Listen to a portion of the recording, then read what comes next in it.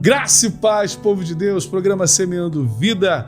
Bom estarmos juntos conversando acerca da palavra do Senhor. Hoje, quarta-feira, nós temos o culto da família, culto abençoado. Você é o nosso convidado especial a estar conosco. Uma palavra revelada da parte de Deus para trazer edificação à tua casa, à sua família. Estamos vivendo dias difíceis, né? Dias complicados. Eu esbarro todo dia com pessoas furiosas, com pessoas estressadas, angustiadas. E às vezes a gente se esbarra com alguém nas suas muitas ignorâncias, né, de atitudes. Às vezes é o balconista da farmácia, o padeiro. Às vezes é o rapaz no trânsito, a própria esposa, marido, estressado. E quando a gente percebe que alguém está muito cansado, vivendo essa esfera, né, de um dia difícil, de um tempo angustiante, nós sabemos, porque eu e você já passamos por isso, que nós só ficamos assim quando a nossa alma ela está cansada.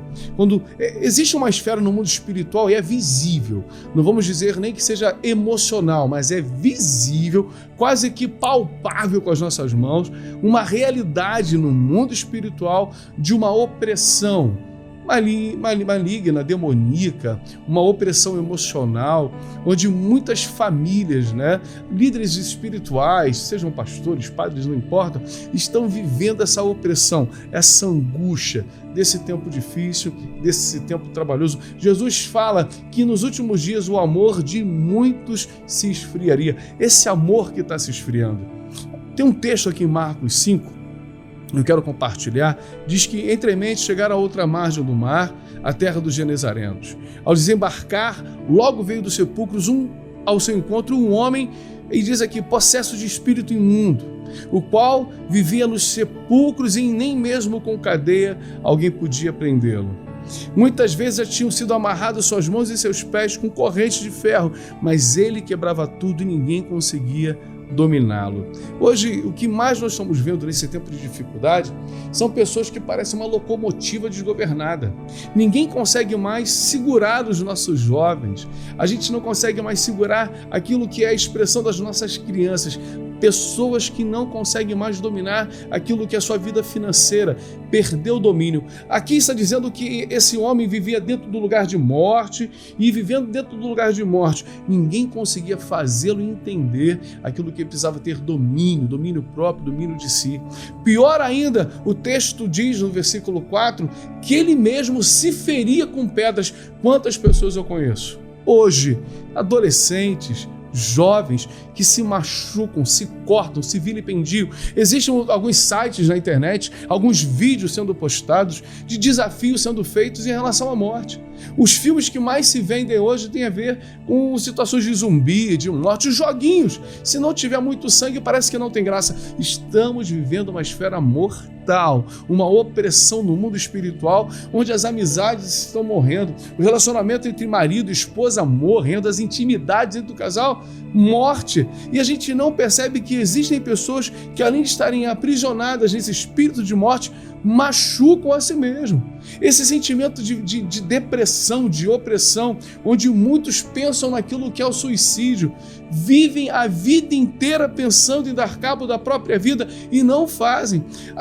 Dependentes de medicação, é remédio para dormir, é remédio para acordar, é remédio para comer, para deixar de comer, vivem esse tormento de algo que não tem governo, que não consegue ter domínio, e de ferir-se, machucar-se, aceitar-se ser ferido, machucado, dizendo que ele mesmo se feria com pedras. Nesse tempo, eu quero trazer uma palavra profética ao teu coração, que o Espírito Santo possa trazer sobre você domínio, controle emocional de tudo aquilo que o inferno tem tentado trazer dificuldade para você. No versículo 6 diz, quando de longe ele viu a Jesus, correu e adorou. Versículo 7, e exclamou com alta voz, que tenho eu contigo, Jesus, Filho do Deus Altíssimo. E no final do texto ele diz, conjuro-te por Deus que não me atormentes. Nesse tempo difícil, nesse tempo de angústia, nesse tempo de pessoas que estão se machucando, se ferindo, o que mais nós temos visto são pessoas atormentadas. A solidão é um tipo de tormento. A traição é um tipo de tormento. A doença é um tipo de tormento. A dificuldade com a vida financeira é um tormento. Casamento em xeque com dificuldade, seja eles quais forem, a família vivendo guerra emocional, espiritual, financeira, é um tipo de tormento. A doença que carcome o corpo é um tipo de tormento. Quantas pessoas nós estamos vendo, vivendo aquilo que é o tormento de uma vida sem sentido, sem propósito? Eu queria compartilhar o texto aqui no capítulo 5 de Gálatas, né? Porque para poder suportar nesse tempo de tantas situações que tiram a nossa paz, que consomem o nosso sentimento, onde a gente perde o domínio próprio, naquilo que nós mesmos nos machucamos muitas das vezes sem sentido, permitimos que os outros nos machuquem.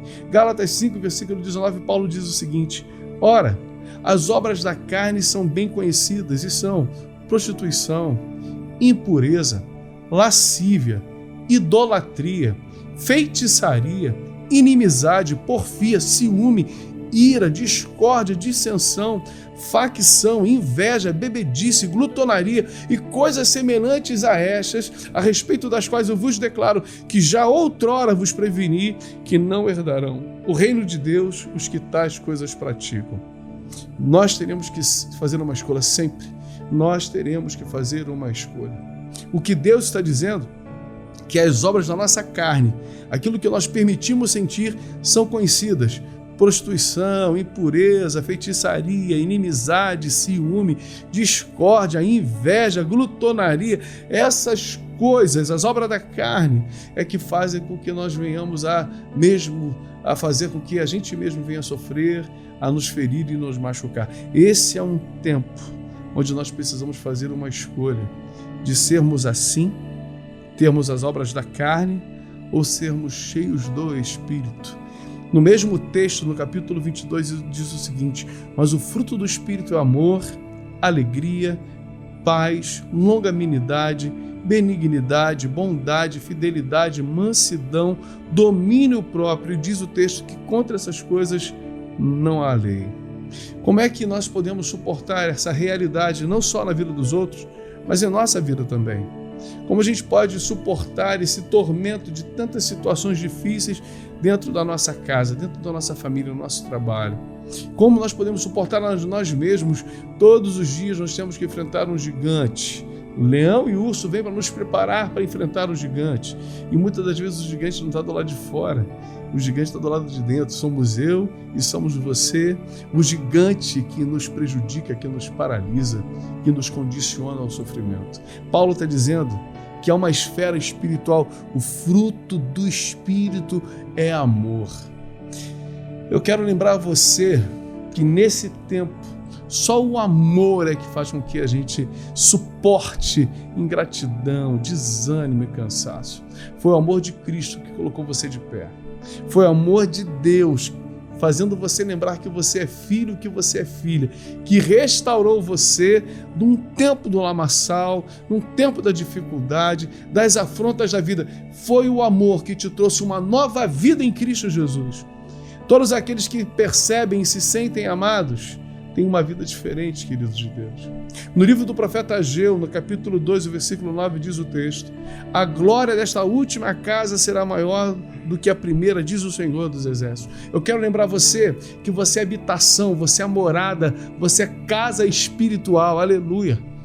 E o texto diz que a glória dessa segunda casa, daquilo que você é, vivendo esse amor de Deus, vai ser melhor do que a primeira. Mas o mais lindo de tudo é que quando esse amor vem, olha o que diz o texto: e neste lugar darei a paz, diz o Senhor.